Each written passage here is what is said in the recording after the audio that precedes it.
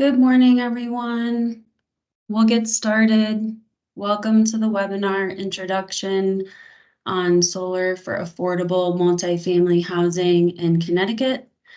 Thank you all for joining us, especially first thing in the morning. I'm Emily Basham.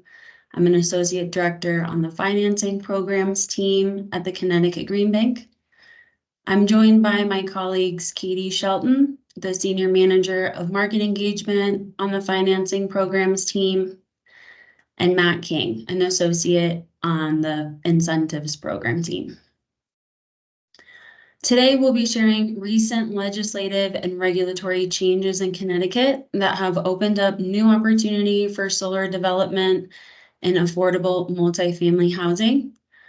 Katie will provide an overview of the state's RS program, Green Bank's financing resources, and the applicable ITC bonuses for this market segment. And then Matt will cover the state's battery storage incentive program. We'll aim to leave some time at the end for questions. We've got about 45 minutes this morning. But no need to wait until the end. Please go ahead and put any questions or comments you have into the chat on Teams as they come up. We are recording this session and we'll be sure to share all the slides with attendees. Any questions that we don't know or don't cover, we'll be sure to follow up with an answer. So first, a bit about who we are at the Connecticut Green Bank. If you're not familiar with us yet, we're a quasi-public state agency. We use limited public dollars to attract private capital into our state and to accelerate investment in Connecticut's green economy. We're not just using the tools of finance to make projects happen, but we're working to make more resilient, healthier and equitable communities. And Green Bank has long been committed to increasing access to clean energy. Next slide, please. We formalized this commitment by adding a goal to our roster to reach 40% of investment in communities disproportionately harmed by climate change.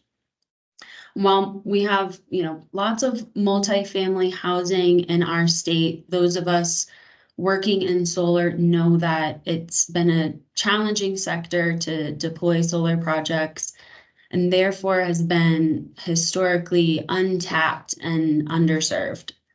It's also where most of our low and moderate income families live who are disproportionately impacted by high energy costs in our state. And at the Connecticut Green Bank, we want to focus on filling those market gaps and addressing equity.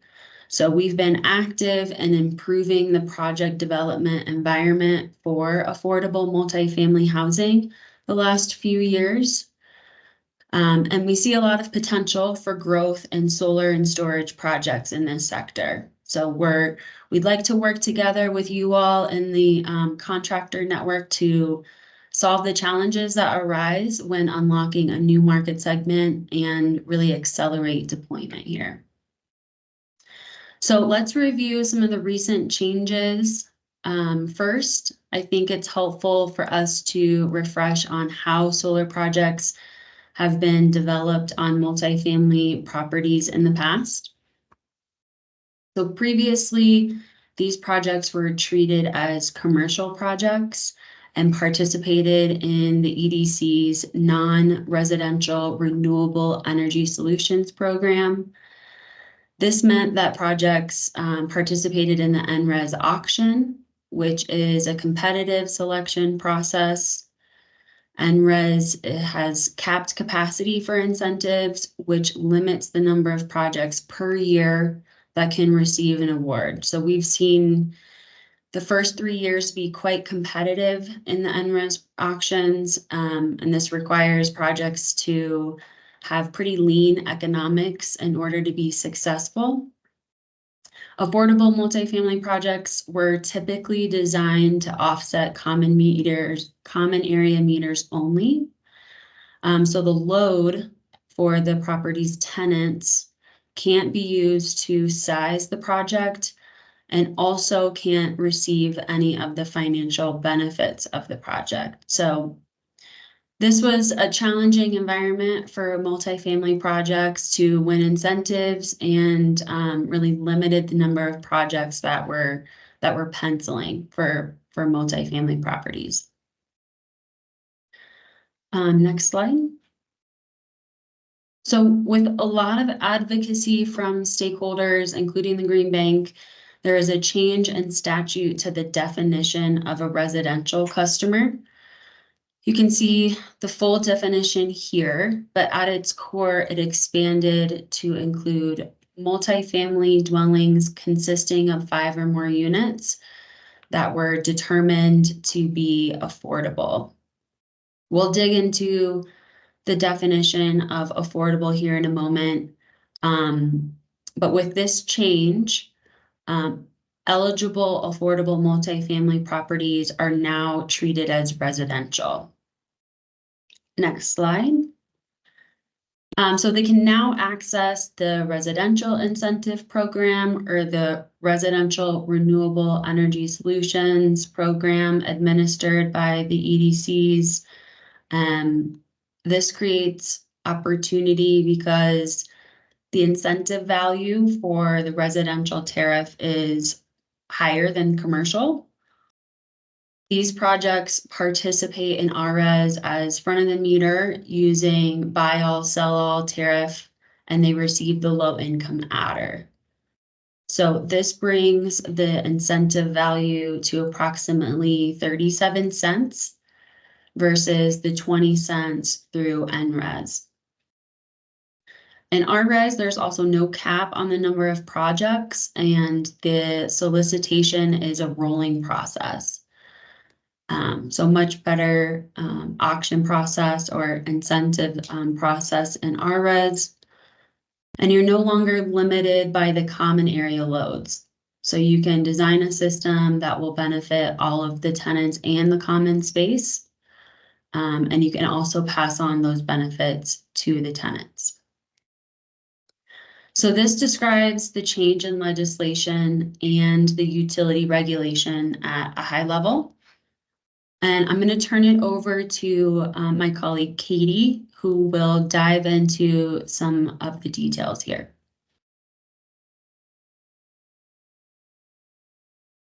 Hey, good morning, everyone. Thanks for joining the call this morning. As Emily mentioned, my name's Katie Shelton. I work on the Solar Map team as a senior manager of market engagement and am working specifically on affordable multifamily housing projects. She gave a great overview of what's changed in the marketplace specific to affordable multifamily housing and gave kind of a high-level overview in terms of what the definition of affordable is. But diving into it a little bit deeper, there's 4 potential categories that would qualify a project as affordable housing under the RES program. The first 2 tiers are the easiest to identify, and we'll chat a little bit more in detail about that in just a second. But running through each of the categories here, Tier 1 eligibility is a list that's released by the utilities. To qualify as a Tier 1 category project, a site would participate in the low-income housing tax credit program, and the property must contain a majority of households earning 80% or less of the area median income. If any of you are familiar with affordable multifamily housing projects, projects that are currently participating in administrated programs under Connecticut Housing Finance Authority or the Department of Housing would qualify under this list.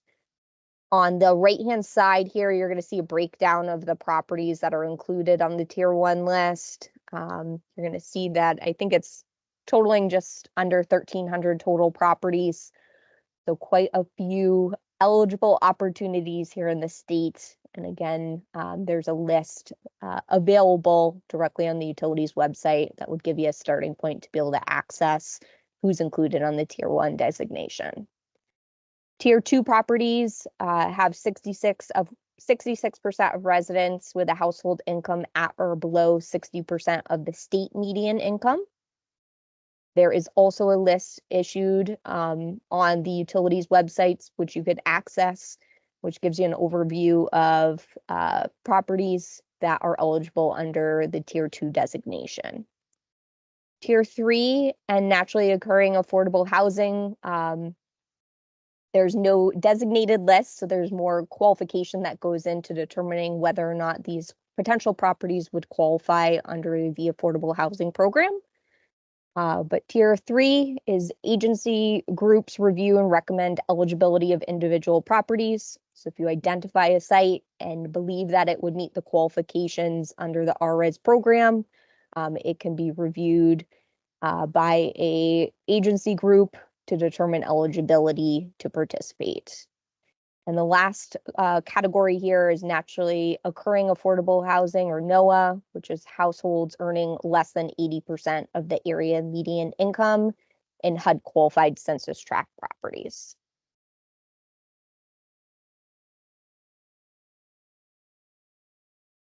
As I mentioned, there are lists available on the utilities website, which will provide you with an overview of eligible properties under the Tier 1 and Tier 2 designation.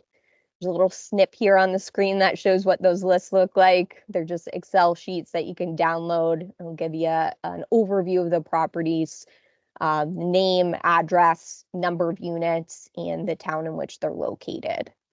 It is linked in this presentation, so happy to share that. And again, you can access it on the utilities websites. Also including the Eversource and UI email addresses. If you have any questions specific to this program, you're always welcome to reach out to the Connecticut Green Bank directly, or you can contact Eversource or UI if there's specific questions about a project. All right, so Emily gave a broad overview of what has changed in the programming, but shifting affordable multifamily housing projects from the NRES program to the RRES incentive program was accompanied by a major shift in program requirements. Main requirement is that the financial benefit of the project has to be shared with the residents of the facility.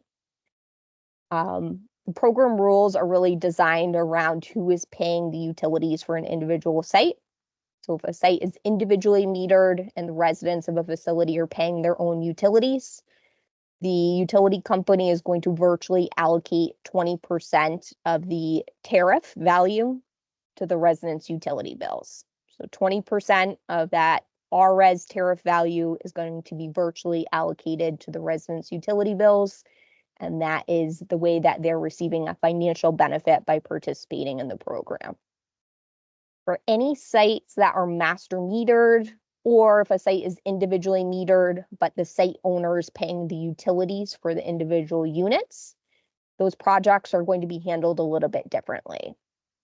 So the program rules are not yet finalized for that metering setup or billing setup, but what is currently proposed in front of PURA is that 25% of the net present value of the tariff value has to be set aside up front, and that value would need to be put towards an energy-related improvement to the facility. So what's currently proposed, and again, it's not yet finalized, is a list of eligible property upgrades. Would include things like upgrading windows and doors to energy-efficient units, adding insulation, upgrading appliances to energy efficient units, adding heat pumps, energy storage, which is one thing that my colleague Matt King will be chatting with you about today, adding broadband internet access to the site, and then lead remediation or environmental hazards, and lastly, things like energy efficient lighting. I did link the docket here so you can go through and review. Again, stay tuned on this because it's not yet finalized. There may be some additions or subtractions or changes to what's currently proposed, but at least gives you an indication of what's to come for this billing setup. In addition to all the information that we just covered, in terms of actually sizing a project, Emily alluded to the fact that in the way that projects were previously designed in the NRES program, most commonly projects were designed just to tie into a common area meter only. The financial benefit of those projects, again, was not necessarily trickling down to the residents of a facility.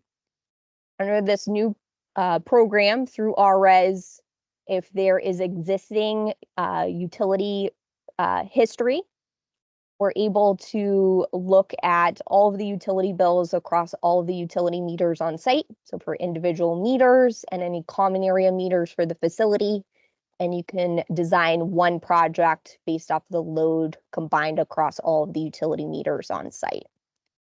If it is a new construction project and there's no utility history available, you are able to size a project up to 9 kW AC per unit and per common area meter as the max system size for the project.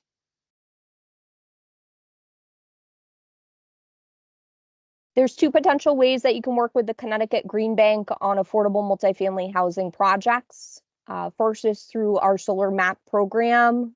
The MAP team is currently developing a portfolio of projects for affordable multifamily housing. I think many of you attended our contractor event a few weeks ago, and at which time we had indicated that we are going to have an upcoming RFP.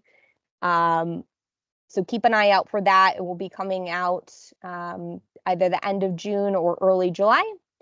And then you can also work with us by going out and identifying and developing your own projects and then using Green Bank financing, which we'll chat about here in just a second. So there's two potential options that we offer on the financing side. Sorry, my lights went out here in the office. Hopefully you can see me. But the two options that we offer on the financing side are a solar lease, where the Connecticut Green Bank would be the system owner. In this scenario, we would share in the revenue that's generated by the project with the property owner as well as the residents of the facility. There would be no capital outlay required by the property owner to participate. Because the Green Bank is the system owner in the scenario, we'd be responsible for the operations and maintenance of the array and the ongoing insurance of the system. Second option would be a solar loan option. This is specific to affordable multifamily housing projects. Benefit of utilizing a solar loan is the property owner would retain ownership of the solar array and in turn retain a higher portion of the tariff value. Main point that I wanted to get across on the solar loan option is that it is going to be an 18-year loan term at 5.85% interest. But the main difference with this product offering is that no lien is going to be required specific to the loan option. The way that it will work is the Connecticut Green Bank will receive a portion of the tariff as repayment of the loan. And again, no lien is going to be required. That's largely due to the fact that multifamily affordable housing sites really can't have, due to their capital stack, an additional lien against the property. We've chatted a lot about the RES program here today. As all of you are aware, there are additional federal incentives that are going to be flowing into these projects. At the end of 2022, with the passing of the Inflation Reduction Act, baseline investment tax credit for these projects is 30%. There are also qualifying potential bonus investment tax credits that property owners can potentially take advantage of for these projects if they own the systems, or in a lease scenario, the Connecticut Green Bank would be monetizing and in turn providing a higher lease payment by participating in the program. You all are probably familiar with the energy community bonus, which is 10%, the low income bonus, which is 10%, and the domestic content bonus, which is 10%. There's also a qualified low income residential project bonus, which I wanted to chat with you about today, and that is worth 20% of the project cost. including a few resources for you here, including the Department of Energy Low-Income Community Bonus Credit Map, as well as the Department of Energy Energy Community Tax Credit Bonus Map. And then there's a few summaries here on the IRA. If you have any outstanding questions, feel free to use those as a resource. For the qualified low-income residential project investment tax credit bonus, a project would qualify under Category 3, which is, again, a 20% investment tax credit bonus for a project.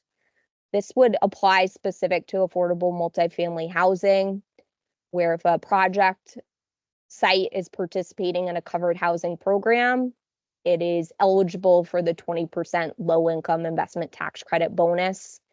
I'm including a summary here on the screen. Hopefully you can see it, but it includes a number of federal housing programs, including HUD, tenant-based and project-based rental assistance under Section 8, which is the most common that we see. But a fully inclusive list here for you to be able to reference in any conversations that you're having. Also linked the reference sheet here, which will give you an overview of qualifications for that 20% low-income investment tax credit bonus if you want to do further investigation specific to a project. Lastly, wanted to run through some sample project economics here with you. You will see that we're including modeling at both the 30% investment tax credit threshold, as well as a model which assumes the 20% low-income Category 3 bonus for a project. You'll see that if we're able to submit for and secure that low-income bonus, it will substantially improve the overall project economics for both the property owner as well as the residents of the facility. So project example that's on the screen here is for a project size at about 294 kW in a 30% investment tax credit scenario. It's going to provide a cumulative benefit to the property totaling just over $960,000 over the lease term, which is 20 years. And there's going to be a breakdown for the property owner share of the revenue, which is just under $25,000 in the first year of production, and the resident share of the revenue, which is just over $26,000 in the first year of production. On a per unit basis, that would equate to about $168 per unit that's going to be delivered virtually to the utility bills of these residents.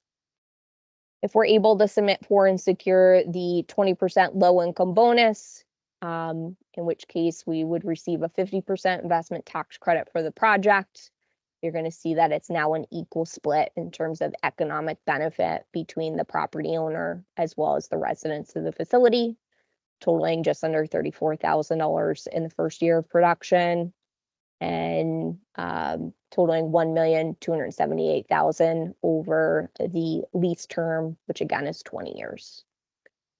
So a few different scenarios here. We know we're going to be able to achieve a 30% investment tax credit for these projects, but for this specific example, they do also qualify for the Category 3 low-income investment tax credit, which is sweetening the economics across the board for the property owner as well as the residents of the facility. Another example for you here, this is a project size at just under 300 kW. We're including lease economics for solar as a standalone and then solar with storage included. What you'll see is that we're able to roll in battery storage as a solution for this project. There's no capital outlay that would be required, so the property is going to get the added benefit of resiliency without having to come out of pocket for it.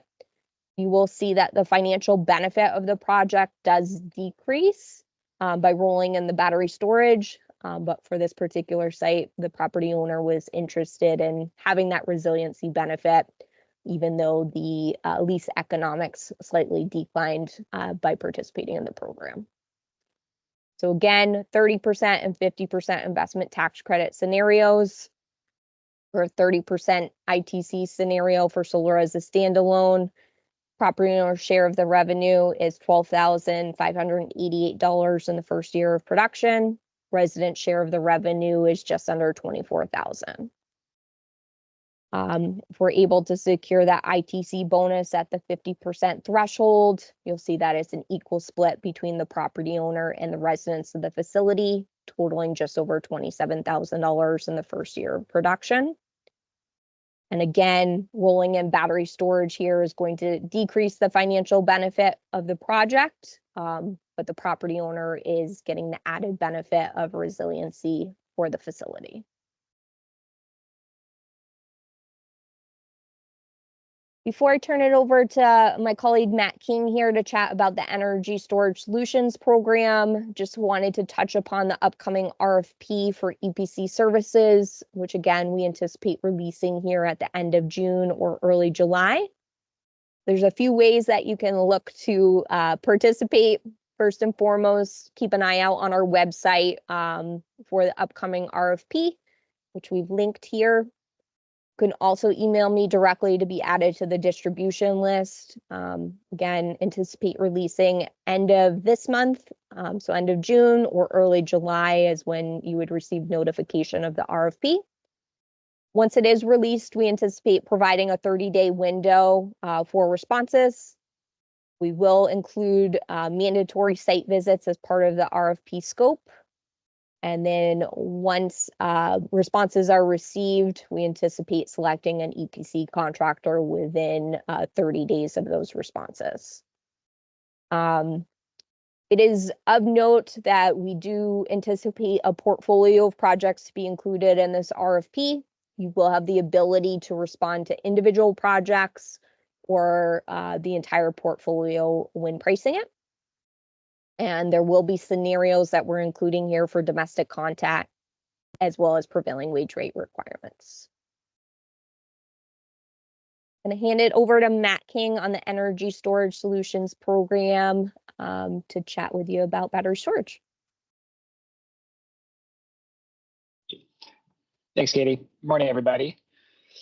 Just to start, in the interest of time, this won't be everything that there is to know about the Energy Storage Solutions Program, but I'm going to give some of the highlights, including some information about incentive levels and also how to apply for incentives. Next slide, please. So Energy Storage Solutions is a relatively new incentive program. It's overseen by PURA and co-administered by the Green Bank, Eversource, and United Illuminating. On this slide here, this table details two of the main components of the program. That's the upfront incentive and the performance-based incentive. For each incentive type, there's also a corresponding dispatch event. It's passive dispatch for the upfront incentive and active dispatch for the performance incentive. First things first with the upfront incentive, passive dispatch events will occur on non-holiday weekdays in June, July, and August. And these events will last 5 hours from 3 to 8 p.m. As the name sort of implies, passive dispatch occurs automatically. These events will be pre-programmed into whichever battery you decide to install on site. There's no like manual process to confirm participation for an event. That'll just happen automatically. And to receive the full upfront incentive, customers will have to participate in passive dispatch. Also on the table here, there are no passive dispatch events during the winter. This might change in the future, but it's still too early to tell. Next up is the performance incentive and active dispatch. Unlike passive dispatch, active dispatch events are called as needed, so they're not pre-programmed into the battery, and they're also called and managed by the utilities, so either Eversource or UI, depending on where the property is. Active dispatch events are also an opt-in event, so if you would like, you don't need to participate in any active dispatch events. Just note that you wouldn't be paid a performance-based incentive. Active events mostly occur during the summer, and we estimate around 30 to 60 active events per summer season. And there's a bit of a longer window for active dispatch events to be called that lasts from June to September. Active events are also a little shorter than passive events. They can last anywhere from 1 to 3 hours. However, most active events will go the full 3-hour duration, and the dispatch window will be anywhere from noon to 9 p.m. For the winter season, the event duration and window is the same as the summer for active dispatch, but there are far fewer events called. There will typically be at least one active dispatch event in the winter, and that can increase to at most 5 events. Next slide, please.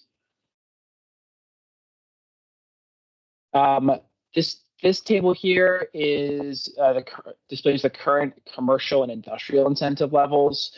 For the purposes of today's presentation, you can think of these incentive levels as just a reference point for what the incentives would be for non-affordable multifamily housing. Then the slide after this, I'll go in a little bit more detail. Those include incentive rates for affordable multifamily housing. But the commercial and industrial incentive levels, the way they work, the incentive rate depends on the annual peak demand of the property. So that's something we'll collect as part of the initial application process and confirm with the utilities independently. But if the property has an annual peak demand of less than 200 kW, that falls into the small C&I category. 200 to 500 will be a medium C&I customer, and anything greater than 500 kW is a large C&I customer. And you can see how the incentive rates do decrease with annual peak demands. In addition to that base incentive rate, there is a plus 25% priority customer adder. The way this adder works is it's just an additional 25% in upfront incentives. And there are 4 ways to qualify for this. Those are either small businesses, critical facilities, a property that's in a distressed municipality, or a customer that is replacing an on-site fossil fuel generator. One thing to note is that this adder is not stackable. So for example, if there was a critical facility that was in a distressed municipality, the adder would still just be 25%. It would not multiply and stack to 50%. The other important piece here is that the upfront incentive would be capped at 50% of the total project cost. This will vary a little bit. I'll show how this varies a little bit on the next slide for affordable multifamily housing. And the last thing on the bottom half is the performance incentive levels. These incentives are actually the same for affordable multifamily housing, but you'll see how they vary depending on the season and also depending on the program period. So for the first 5 years of participation in the summer, the performance incentive rate would be $200 per kW and drop to $25 in the winter. And then they drop down across the board for the second 5 years of participation at $115 per kW in the summer and $15 in the winter. Next slide, please. So here, this table displays the residential incentives for energy storage solutions, but for affordable multifamily housing in particular, though any affordable property will qualify for the low income residential rate. So that's the rate in the right-hand side on the right-hand column, which will be $600 per kilowatt hour. So you see that's a pretty significant increase from the previous slide. This incentive is independent of annual peak demands. So any affordable multifamily housing project will qualify for this incentive rate, regardless of the size and regardless of the peak demand on site. In addition, there's a slightly different incentive adder than the last slide. That's the grid edge adder.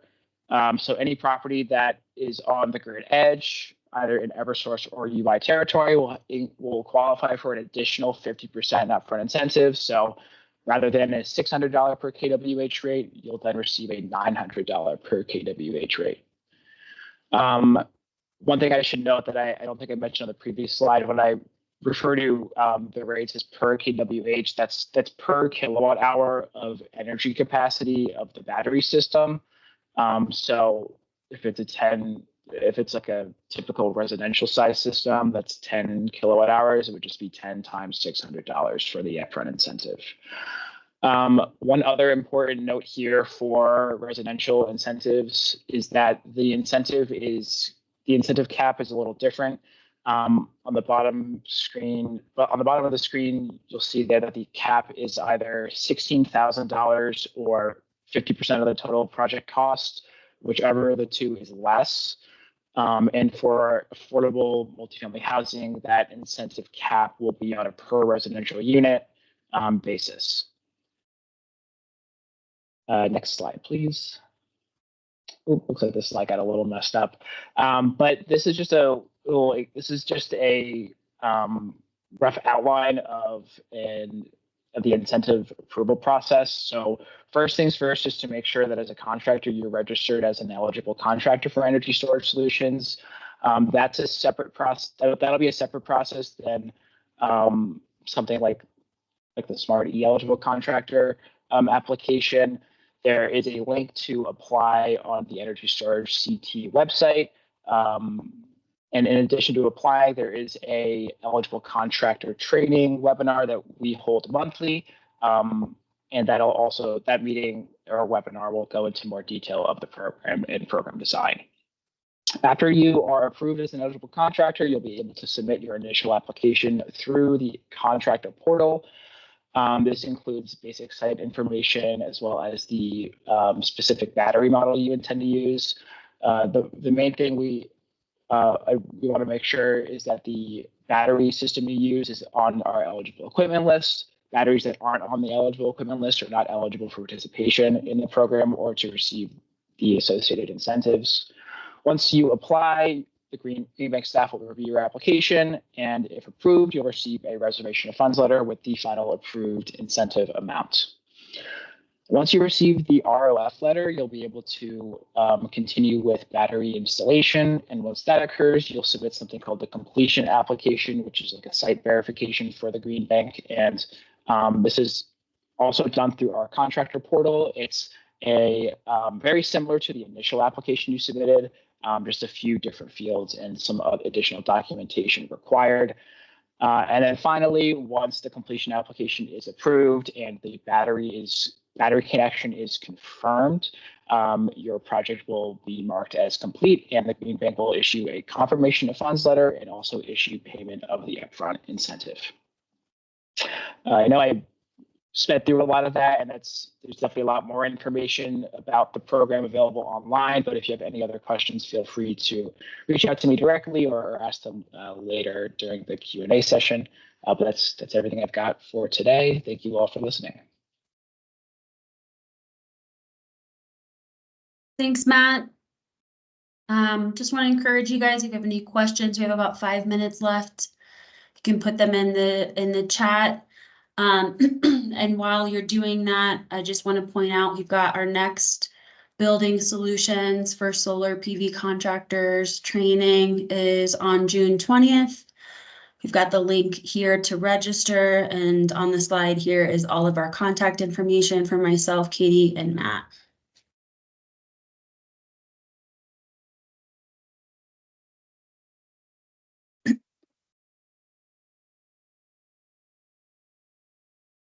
All right, so I saw a couple questions come through in the chat. We tried to provide a written answer here. Katie, feel free to add on to any of the responses that I put in the chat here about the 20% tariff value going to tenants.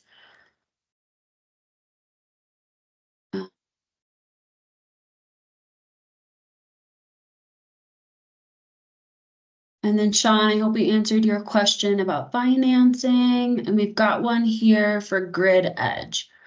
So Matt, did you see that? I just saw that one. I don't know, Thomas, if you're still here, but yes, there are Grid Edge maps There's links to those maps for both utility companies on the Energy Storage Solutions website. I'm just grabbing them right now and I can send them to you. But just as you asked, you can type in on those websites the address and it'll show the property on a map, and essentially it'll show whether or not it's grid edge. There's like either a blue or a red line that'll pop up, and if the customer or property is next to one of those lines, then that means it's on the grid edge. Let me just get those links for you right now. While he's pulling up the links, Kevin had popped a question in the Q&A chat about 20% of the tariff value going to the tenants. So I just wanted to touch upon that real quick. Emily had provided a response noting that it's a requirement of the program that 20% of the tariff value for sites that are individually metered go to the residents of a facility. Kevin's question was, does that disincentivize people from moving forward with a project now? A portion of the tariff is being shared with the residents of the facility, but the tariff value, as we mentioned, is substantially higher than it would have been an alternate program, such as the NRES program, which is how projects were previously being developed. So to compare apples to apples here, it's 37.39 cents per kilowatt hour for the 2024 rate in RES. The alternate incentive value in the NRES program was about 20 cents a kilowatt hour. So even sharing that 20% with the residents of the facility, the property owners are still making out at a higher rate by participating in the program because it's a substantially more lucrative incentive. Other thing that I just wanted to mention is that in a lease scenario where the Connecticut Green Bank owns the system, if a site is master metered or the owner of the facility is paying the utilities for the individual units, would fall under those master metered program rules, where 25% of the net present value of the incentive would need to be pulled out upfront for an energy related improvement to the facility. In a lease scenario, the Connecticut Green Bank is essentially cutting a check up front for that improvement. So it's not funds that a property owner would necessarily have to come out of pocket for developing a project due to that requirement. So just wanted to make a note there. Thank you, Katie. It's great detail. Appreciate that. I think we've got a minute left. If there's any final questions. Do you need all of the tenants' information to properly distribute the 20%? Katie, you want to answer that? Yes. So the utilities will assist with verifying load for site, but you will want to work with the property owner in terms of identifying metering configuration as well as account information. It ultimately will be required as part of the RES application. It's worth noting for anybody that's not familiar with RES that the application that you're submitting for the tariff is also going to serve as that interconnection application for the project. So just a quick note there, but you will need account information as part of that submission process. Great. All right, well, we are at time. If you have any additional follow-up questions, please feel free to contact us. We've got our information on the screen. We'll be sending the slides and the recording to attendees, so you'll have that as reference. We definitely encourage you to reach out to us at any time as you're approaching doing any projects in affordable multifamily housing properties. We love to work with you or just compare notes as we start to do these types of projects in the state. So thank you for giving us some time this morning. Thank you, Katie. Thank you, Matt. Appreciate your presentations. And have a good day, everyone. Bye, all. Thanks, all. All right, thank you.